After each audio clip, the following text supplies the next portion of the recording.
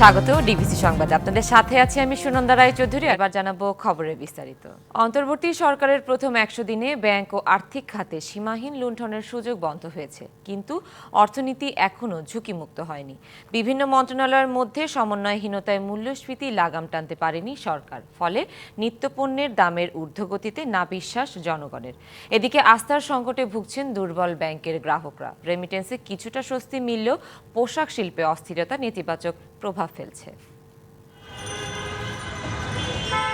বিগত সরকারের সময় অর্থ পাচার, ঋণ খেলাপিদের সুবিধা দেয়া, টাকা ছাপিয়ে ব্যাংক টিকিয়ে রাখা, রাজনৈতিক বিবেচনায় প্রকল্প অনুমোদন এবং সীমাহীন লুটপাটে স্থবির ছিল দেশের অর্থনীতি।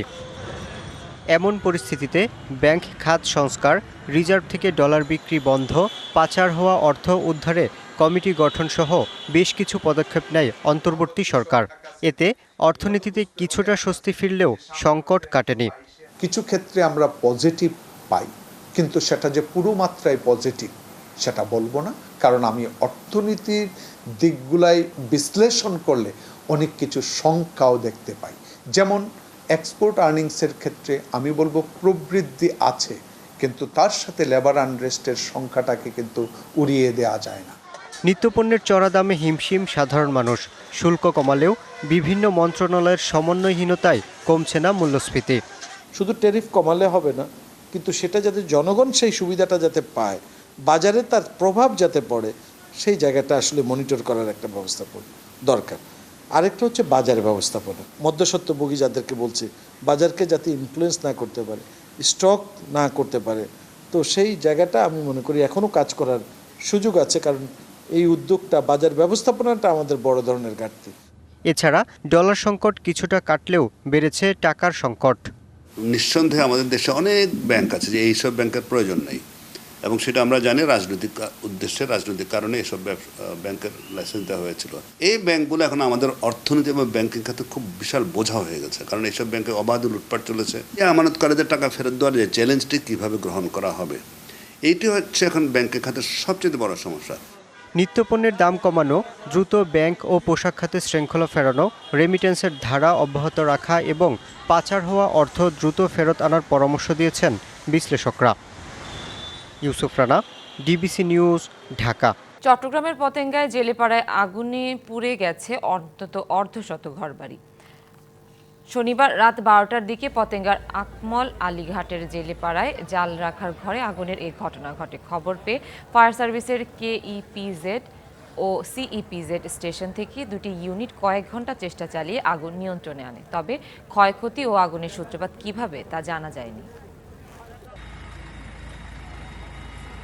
জেলেদের অনেক ঘরবাড়ি এবং আপনার অনেক জাল ছিল, এদের মৎস্য জাল ছিল, অনেক ক্ষয়ক্ষতি হয়েছে, প্রায় 20 টাকার উপরে। এই জেলেপাড়াতে যে ভয়াবহ অগ্নিকাণ্ড, এটার আমরা সুষ্ঠু একটা তদন্ত চাই, এবং কি কারণে এটা আমরা তা সরকারের সংশ্লিষ্ট মহলের প্রতি আবেদন জানাবো, তারা যাতে সুষ্ঠু তদন্তের মাধ্যমে এটাই খতিয়ে দেখে। এই বিষয়ে আরো জানাতে চট্টগ্রামের পতেঙ্গা জেলেপাড়া থেকে আমাদের সাথে ঘটনা যুক্ত হচ্ছেন সহকর্মী মুজিবুল হক। মুজিব, আগুন লাগার কারণ জানা গেছে কিনা আর ক্ষয়ক্ষতি সম্পর্কে বিস্তারিত জানাবেন।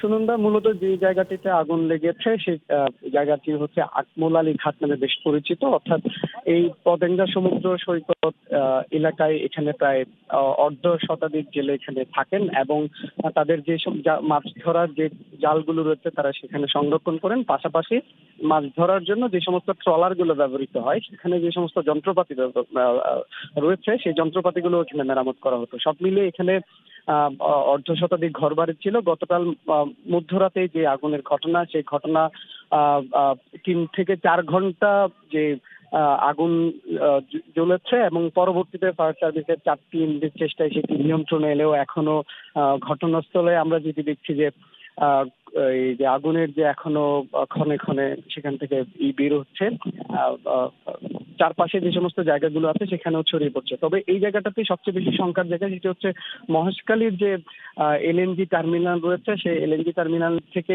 চট্টগ্রামে যে সরবরাহ করা হয়, এই যে জায়গাটিতে আগুন লেগেছে এর নিচ দিয়ে কিন্তু সেই গ্যাসের লাইন রয়েছে, ফলে এক ধরনের শঙ্কা তৈরি হচ্ছে সেই গ্যাসের লাইন কোনো ধরনের ক্ষতিগ্রস্ত হয়েছে কিনা সেই জায়গাটিতে একটি শঙ্কার জায়গা রয়েছে।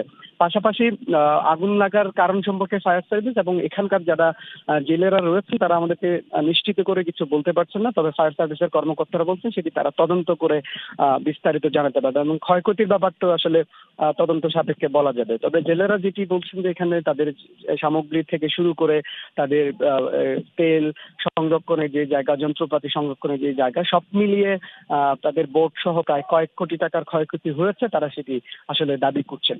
তো সব মিলিয়ে এখানে নানা ধরনের স্থাপনা ছিল এবং জেলেরা তাদের যে মাছ ধরার যে মূল উপসঙ্গ, জাল যেহেতু নষ্ট হয়ে গেছে, অর্থাৎ তাদের মূলধন যেহেতু নষ্ট হয়ে গেছে, অনেকেই হাহাকার করছেন। আমরা বিষাদের কথা তাদের কাছ থেকে জানতে চেয়েছি, তারা বলছেন যে তারা সরকারের এই জায়গায় সহায়তা দরকার আছে, পাশাপাশি কি কারণে আগুন লেগেছে সেটির এক ধরনের সুষ্ঠু তদন্ত অর্থাৎ নিশ্চিত কারণ তারা আসলে বের করতে চান এবং সেটি তারা জানতে চান, সেই জায়গাটি তো আমাদেরকে জানিয়েছেন। তো সব মিলিয়ে এখন মোটামুটি আগুন নিয়ন্ত্রণে এসেছে। আশেপাশে যে সমস্ত ঘরবাড়ি ছিল, জেলে পল্লীর যে সমস্ত জেলেদের থাকার জায়গা ছিল, মাছ ধরার নৌকা রাখার, মাছ সংরক্ষণের যে জায়গাগুলো ছিল, সবগুলো কিন্তু পুরো ভস্মীভূত হয়ে গেছে। তো সব মিলিয়ে ছিল আমার কাছে চট্টগ্রাম থেকে খবরাখবর। মুজিবুল, ধন্যবাদ আপনাকে। হত্যা চেষ্টা মামলায় বেসরকারি টেলিভিশন দেশ টিভির ব্যবস্থাপনা পরিচালক মোহাম্মদ আরিফ হাসানকে 3 দিনের রিমান্ডে নেওয়ার আবেদন করেছে পুলিশ। শনিবার রাতে ঢাকা মহানগর পুলিশের গোয়েন্দা বিভাগের একটি দল হযরত শাহজালাল আন্তর্জাতিক বিমানবন্দর থেকে তাকে গ্রেফতার করে। আরিফ হাসানের বিরুদ্ধে বৈষম্য বিরোধী আন্দোলনের ঘটনায় করা একটি হত্যা চেষ্টা মামলা হয়।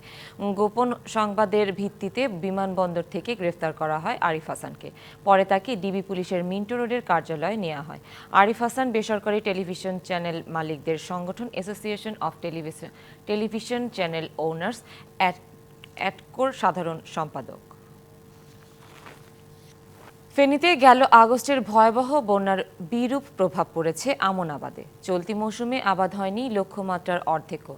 নানা কারণে জমি খালি পড়ে থাকায় দুশ্চিন্তায় কৃষক। প্রণোদনা সহ সার বীজের সহায়তার কথা থাকলেও তা আটকে আছে কাগজে কলমে, বাস্তবে নেই চিঠিফোঁটাও। এমন চিত্র ফেনীর সোনাগাজী, ছাগলনাইয়া, ফুলগাজী, পরশুরাম, দাগনভূঞা উপজেলা সহ সবখানে। গেল আগস্টের বন্যায় জেলার কৃষি খাতে 900 কোটি টাকার বেশি ক্ষতি হয়। 2.5 মাস পেরিয়ে গেলেও বন্যার ক্ষত এখনো ফসলের মাঠে। আর্মি ওয়ার্ম সহ বিভিন্ন পোকায় নষ্ট হচ্ছে ধান, সবজি সহ নানা ধরনের ফসল। এর প্রভাব পড়েছে চলতি আমন মৌসুমে। লেদা, লাল পোকা, তার মেউয়া, নানান কিসিমের পোকা ফসল নষ্ট করতেছে। গেল মৌসুমের উৎপাদনে সিকি ভাগও এবার অর্জিত হবে না বলে শঙ্কায় কৃষক। আমি জমি করতাম 12 ঘন্টা, গিয়ে তো 6 ঘন্টা করতে হলে পানি দেওয়া, 6 ঘন্টা করছি জন্য আমার নষ্ট হয়ে গেছে ফসল। বহুত কষ্ট করি, আমি গরিব মানুষ, কুলি মাগি খাই, ওই জন্য আমি সব আমার নিষ্পাত হয়ে গেছে। কাগজে কলমে প্রণোদনা সহ সার বীজের সহায়তার কথা থাকলেও বাস্তবে পাওয়া যাচ্ছে না বলে অভিযোগ কৃষকের। প্রতি বছর সরিষা করতাম, এখন সরিষা করতে পারতেছি না, জমি শুকাইতেছে না। এখন সরকারের কাছে আমার অনুরোধ, আমার জন্য একটু সাহায্য করেন, আমি কিভাবে চাষ করতে পারি। 120 জায়গার ভিতরে 100 ডিসিমে আমার বন্যা ক্ষয়ক্ষতি হয়েছে। সরকারের কাছে আবেদন পত্র করতেছে, যদি কোনো সুযোগ সুবিধা আইয়ে বাংলার সাহায্য করবে, আমি গরিব মানুষ। তবে অভিযোগ অস্বীকার করে সব ধরনের সহায়তার পাশাপাশি ক্ষতিকর পোকা চিহ্নিত করে ব্যবস্থা নেওয়ার দাবি কৃষি বিভাগের। কৃষকদেরকে বিভিন্ন পরামর্শ দিয়ে যাচ্ছি আগাম সবজি করার জন্য, আর বিশেষ করে মুসেবুজ যে ক্লোজারটা যদি বন্ধ করার ব্যবস্থা করা যায় বা বাট্টা দেওয়া যায়, তাহলে আমাদের এই অঞ্চলের কৃষকরা মতো বিশেষভাবে উপকৃত হবে। প্রণোদনা পুনর্বাসনের মাধ্যমে আমরা ইতিমধ্যেই সবজি বীজ কৃষকদেরকে বিতরণ করেছি, ধানের বীজ বিতরণ করা হবে, স্কোয়াড গঠন করেছি। সৌভাগ্যের বিষয় হচ্ছে আমরা খুব দ্রুতই এই পোকাটাকে আইডেন্টিফাই করে প্রয়োজনীয় ব্যবস্থা গ্রহণ করাতে মোটামুটি এখন পোকা আমাদের নিয়ন্ত্রণে আছে। কৃষি বিভাগের তথ্য মতে গত অর্থ বছরে ফেনীতে আমনের আবাদ হয়েছিল 66,752 হেক্টর জমিতে। উৎপাদন হয়েছিল 2,09,207 মেট্রিক টন। আর চলতি অর্থ বছর আবাদ হয়েছে মাত্র 26,764 হেক্টর জমিতে। DBC news desk. ভালো বাজার মূল্য সহ নানা কারণে আগাম জাতের গ্রীষ্মকালীন পেঁয়াজ আবাদে ঝুঁকছেন কুষ্টিয়ার কৃষক। বিঘা প্রতি 50 থেকে 80 মণ ফলন হয়, তবে বেশি দামের আশায় অপরিপক্ক পেঁয়াজ তুলে বিক্রি করছেন অনেক চাষি। গ্রীষ্মকালীন পেঁয়াজের আবাদ বাড়ানো গেলে আমদানি নির্ভরতা কমানো সম্ভব বলে মনে করেন সংশ্লিষ্টরা। কুষ্টিয়ার মিরপুর উপজেলার বলিদাপাড়া দাঁড়ের মাঠে আগাম জাতের গ্রীষ্মকালীন পেঁয়াজ তোলায় ব্যস্ত কৃষক। গেল কয়েক বছর ধরে আগাম জাতের বাড়ি ৫ সহ বিভিন্ন জাতের উচ্চ ফলনশীল গ্রীষ্মকালীন পেঁয়াজ চাষ করে আসছেন কৃষক। আগে এসব জমি তামাক আবাদের জন্য ফেলে রাখা হলেও ভালো দাম পাওয়ায় কৃষকরা গ্রীষ্মকালীন পেঁয়াজ চাষে ঝুঁকছেন। পেঁয়াজ লাগাইছি, বাড়ি 100 মনের ফলন আসছে, তাতে ধরেন মোটামুটি 4 লক্ষ টাকা বিক্রি হচ্ছে। আগে তামাক আবাদ করতাম এইসব ভূমিতে, এখন তো আবাদ করতে আমরা এখন 2 সিজনে গ্রীষ্মকালের পেঁয়াজ, সিজনাল পেঁয়াজ করছি। এবার অতিবৃষ্টিতে ফলন কিছুটা কম হলেও বাজারে ভালো দাম পাচ্ছেন তারা। পেঁয়াজের বাজার ভালো, যার কারণে আমি পেঁয়াজ এখন তুলে ফেললাম। আজকেও আমি পেঁয়াজ তুলি বেচতে ফেললাম কুষ্টিয়ায় 100 টাকা পাইকারি রেট, 4000 টাকা মন। এদিকে কৃষকদের সার, বীজ সহ নানা উপকরণ দেওয়ার পাশাপাশি কারিগরি সহযোগিতা দিচ্ছে বেসরকারি স্বেচ্ছাসেবী সংস্থা দিশা ও পিকেএসএফ। অত্র এলাকায় তামাকের পরিবর্তে ফসল চাষ কার্যক্রম পরিচালনা করছি। আমরা কৃষকদেরকে প্রতিনিয়ত প্রশিক্ষণ দিয়ে যাচ্ছি, যাতে তারা এই সমস্ত প্রযুক্তি অনুসরণ করে তারা ভালো ফসল উৎপাদন করতে পারে। গ্রীষ্মকালীন পেঁয়াজ বাজারে এলে দাম ভোক্তাদের নাগালের মধ্যে থাকবে বলে মনে করেন সংশ্লিষ্টরা। DBC news desk. Maulana Abdul Hamid Khan ভাসানীর ৪৮তম মৃত্যুবার্ষিকী আজ। এই উপলক্ষে মাওলানা ভাসানী বিজ্ঞান ও প্রযুক্তি বিশ্ববিদ্যালয়ের উদ্যোগে বিভিন্ন কর্মসূচি গ্রহণ করা হয়েছে। সকাল 7:30টায় ভাইস চ্যান্সেলর অধ্যাপক ডক্টর মোহাম্মদ আনোয়ার আজিম আখন্দের নেতৃত্বে বিশ্ববিদ্যালয়ের পক্ষ থেকে তার সমাধিতে পুষ্পস্তবক অর্পণের মধ্য দিয়ে আনুষ্ঠানিকতা শুরু হয়। এরপর বিভিন্ন সামাজিক সাংস্কৃতিক সংগঠন ও ভাসানী পরিবারের পক্ষ থেকে শ্রদ্ধা জানানো হয়। ভোর থেকেই ভাসানীর অনুসারীরা নানা আয়োজন পালন করছে তার মৃত্যুবার্ষিকীতে। এই উপলক্ষে মসজিদে দোয়া মাহফিল ও তবারক বিতরণ করা হচ্ছে। এছাড়া বিএনপি গণসংহতি আন্দোলনের কেন্দ্রীয় নেতৃবৃন্দ ফুল দিয়ে শ্রদ্ধা জানানোর কথা রয়েছে।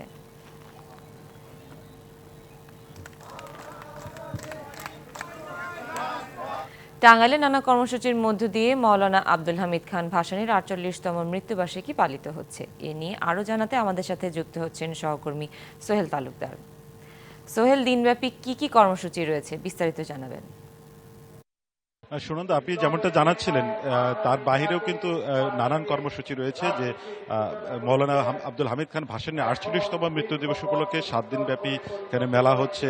তার অনুসারী যারা রয়েছেন ভক্তবৃন্দ তারা কিন্তু আসছেন এবং বিভিন্ন রাজনৈতিক নেতৃবৃন্দ যারা তারা ভাসানীর যে মাজারে শ্রদ্ধা নিবেদন করছেন। এবং এই পাশেই হচ্ছে বিএনপির একটি স্মরণ সভা হচ্ছে, সেখানে বিএনপির কেন্দ্রীয় নেতৃবৃন্দ সাইফুজ্জামান দুধু এসেছেন, যে ভাইস চেয়ারম্যান, এবং পাশাপাশি বিএনপির প্রচার সম্পাদক সুলতান সালাউদ্দিন টুকিউ তিনিও এসেছেন। এবং এই রাজনৈতিক নেতৃবৃন্দ ছাড়াও কিন্তু দলে দলে সাধারণ মানুষ মাওলানা আব্দুল হামিদ খান ভাসানীর যে মাজার রয়েছে সেই মাজারে পুষ্পস্তবক অর্পণ করছেন এবং তাকে শ্রদ্ধা ভরে স্মরণ করছেন। শুনুন, আপনি জানেন যে মাওলানা আব্দুল হামিদ খান ভাসানীর তার জন্ম সিরাজগঞ্জে হলেও কিন্তু তার বেশিরভাগ সময় কেটেছে এই টাঙ্গাইলে।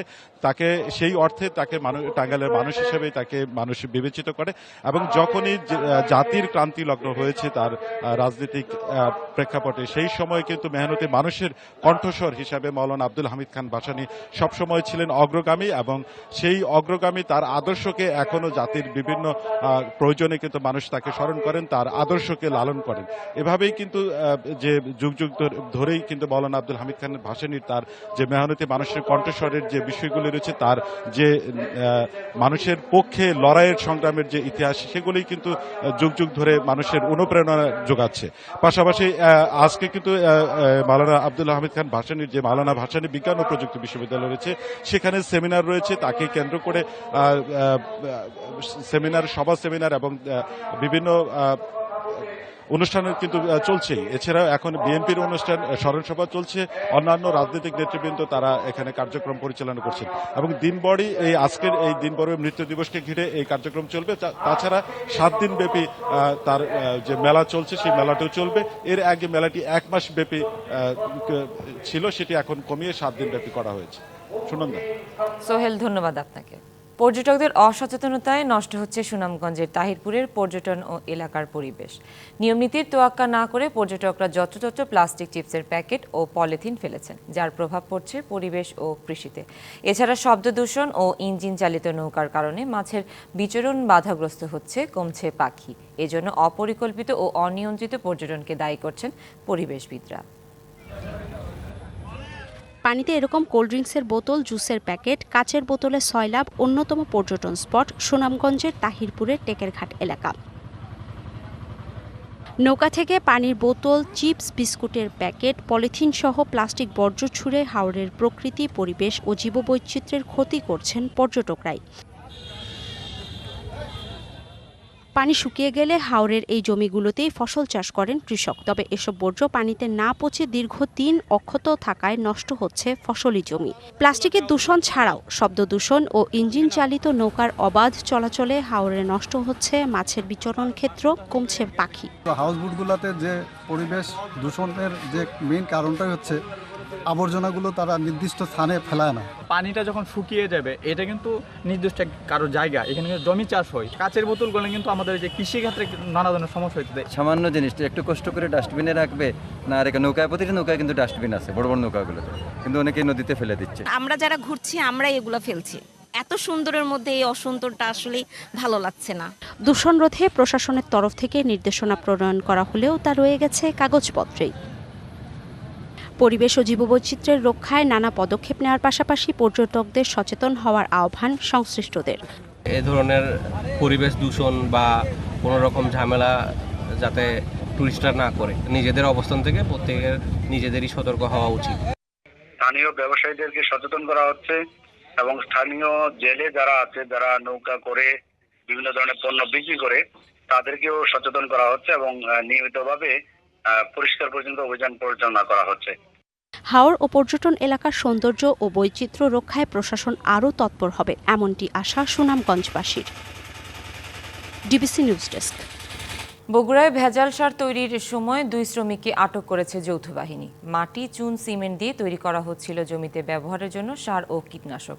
শনিবার রাত 10টার দিকে এই অভিযান চালায় যৌথ বাহিনী। জব্দ করা হয় প্রায় 100 বস্তা ভেজাল টিএসপি সার, 22 বস্তা জিঙ্ক ক্রোজিং ছাড়াও বিভিন্ন প্রকার সার, কীটনাশক ও পণ্য তৈরির সরঞ্জাম।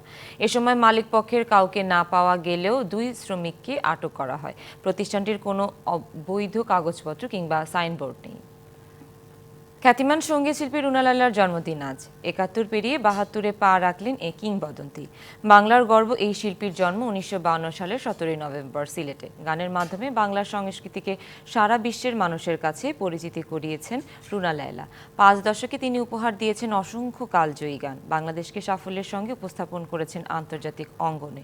চলচ্চিত্রের গানে কণ্ঠ দেওয়ার পাশাপাশি উপহার দিয়েছেন বিভিন্ন ঘরানার হাজারো জনপ্রিয় গান। জাতীয় চলচ্চিত্র পুরস্কার সহ পেয়েছেন দেশ বিদেশের নানা সম্মাননা। বাংলা, হিন্দি, উর্দু ছাড়াও গুজরাটি, পাঞ্জাবি, সিন্ধি, পশতু, বেলুচ, আরবি, পার্সিয়ান, মালয়, নেপালি, জাপানি, ইতালীয়, স্প্যানিশ, ফরাসি ও ইংরেজি সহ 18টি ভাষায় গান গেয়েছেন তিনি। দেশের উত্তরাঞ্চলে এখন শীতের আমেজ। ঘন কুয়াশায় ঢাকা থাকছে পঞ্চগড়, ঠাকুরগাঁওয়ের পথঘাট। ঘাসের ডগায় জমে থাকা শিশির বিন্দু জানান দিচ্ছে শীতের আগমনী বার্তা। পঞ্চগড়ে প্রায় প্রতিদিনই কমছে তাপমাত্রার পারদ। রবিবার সকাল 6টায় জেলার সর্বনিম্ন তাপমাত্রা রেকর্ড করা হয়েছে 15.9 ডিগ্রি সেলসিয়াস। ঘন কুয়াশা উপেক্ষা করে কাজে বের হন শ্রমজীবীরা। মহাসড়কে হেডলাইট জ্বালিয়ে চলাচল করছে যানবাহন। গত 2 দিন ধরে ঘন কুয়াশায় ঢাকা পড়েছে ঠাকুরগাঁও। হিমেল হাওয়ার কারণে শীতের তীব্রতা আরও বেশি অনুভূত হচ্ছে। আবহাওয়া অফিস জানিয়েছে তাপমাত্রা আরও কমতে পারে। ভারতের উত্তর পূর্বাঞ্চলীয় রাজ্য মণিপুরে নতুন করে সহিংসতা ছড়িয়ে পড়েছে। রাজ্যটির 2 মন্ত্রী ও 3 বিধায়কের বাড়িতে হামলা করার পর এবার মুখ্যমন্ত্রী এন বীরেন সিংহের বাড়িতেই হামলার চেষ্টা চালিয়েছে বিক্ষুব্ধ জনতা। জিরিবামের ত্রাণ শিবির থেকে অপহৃত 3 নারী ও 3 শিশুর মরদেহ উদ্ধারের পর ক্ষোভে ফেটে পড়েন হিন্দু ধর্মাবলম্বী মেইতেই জনগোষ্ঠী। এর জেরে শনিবার দুপুরে কয়েক মন্ত্রী ও বিধায়কের বাড়িতে হামলা চালিয়ে ব্যাপক ভাঙচুর ও অগ্নিসংযোগ করছে ক্ষুব্ধ জনতা। পরে মুখ্যমন্ত্রীর বাড়ির দরজা ভেঙে জোর করে ভেতরে ঢোকার চেষ্টা করে বিক্ষোভকারী জনতা। পরিস্থিতি নিয়ন্ত্রণে রাজধানী ইম্ফলে অনির্দিষ্টকালের কারফিউ জারি করা হয়েছে। এছাড়া রাজ্যটির বেশ কয়েকটি জেলায় বন্ধ করে দেওয়া হয়েছে ইন্টারনেটও। রবিবার পৃথক প্রতিবেদন এই তথ্য জানিয়েছে এনডিটিভি। গত সোমবার মণিপুরের জিরিবাম থেকে ওই 6 জন নিখোঁজ হন। মেইতেই সম্প্রদায়ের অভিযোগ, কুকি সম্প্রদায়ের সশস্ত্র জঙ্গিরা ওই 6 জনকে অপহরণ করেছিল। জালাল ইউনুসের অবহেলার কারণেই লম্বা হয়নি ইমরুল কায়েসের আন্তর্জাতিক ক্যারিয়ার। শুধু ইমরুল কায়েস নন, অনেক সম্ভাবনাময় ক্রিকেটারের ক্যারিয়ারই নষ্ট হয়ে গেছে ক্রিকেট কর্তাদের খামখেয়ালিপনায়। মন্তব্য করেছেন সদ্যই টেস্ট ক্রিকেট থেকে অবসরের ঘোষণা দেয়া ক্রিকেটার ইমরুল কায়েস। আজ দেখবেন প্রথম পর্ব। একবার বললো যে ওয়ানডেতে তোমাকে প্ল্যান করি, কিছুদিন পর দেখে আমাকে টেস্টে বিবেচনা করতেছি। এই যে একটা মিক্স আপ একটা প্ল্যানিং। টেস্টে তামিম ইকবালের সাথে ওপেনিংয়ে দেশের হয়ে ৩১২ রানের রেকর্ড জুটি এখনও অক্ষত ইমরুল কায়েসের। ২০০৮ থেকে ২০১৯ এই ১১ বছরে ৩৯ টেস্টের ৭৬ ইনিংসে ৩ সেঞ্চুরি আর ৪ হাফ সেঞ্চুরি সহ ১৭৯৭ রান। তারপরও আজ থেকে ৫ বছর আগে টেস্ট ক্রিকেট থেকে তার নাম ছেঁটে ফেলে বিসিবি। অন্য ফরম্যাটেও রাখা হয় না ভাবনায়। কি ছিল সেই অজানা কারণ? মুখ খুললেন ইমরুল কায়েস নিজেই। এটা আমার ব্যর্থতা। আমি পছন্দের পাত্র হইতে পারি না একজন মানুষের বা ক্যাপ্টেনের বা যাই হোক কেন। আমার স্কিল আমার ভিতরে নাই, যে একজন মানুষকে খুশি করার স্কিল যেটা আমার ভিতরে নাই। টাইগার স্কোয়াডে ওপেনারদের রান খরা চরমে।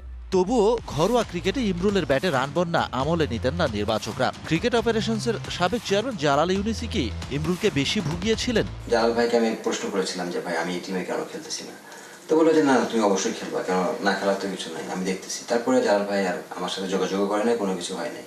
এটা আমি বলবো জালাল ভাইয়ের অ্যান্সারটা উনি ভালো দিতে পারবেন, আমার এখানে অ্যান্সার নাই। তার মতে এমন আরও অনেক ক্রিকেটারের ক্যারিয়ার নষ্ট করেছেন জালাল ইউনুসরা। ক্রিকেটের উন্নতির চেয়ে নিজেদের উন্নয়নে ব্যস্ত ছিলেন বিগত বোর্ডের কর্তারা। আমাদের দেশে এই কালচারটা একটু বন্ধ করা উচিত। আমি মনে করি যে একটা ছেলের বয়স যখন 30 বা 35 হয়ে যায়, আমরা মনে করি সে টু ওল্ড, কিন্তু তার যে ক্রিকেটে ওই টাইমটা দেওয়ার অনেক কিছু আছে, আমরা সেটা বুঝি না। এটা আমি বাংলাদেশে অনেক প্লেয়ার নষ্ট হয়ে গেছে, আমি দেখবেন। পরিবর্তিত পরিস্থিতিতে বাংলাদেশের ক্রিকেট বোর্ডেও এসেছে পরিবর্তন।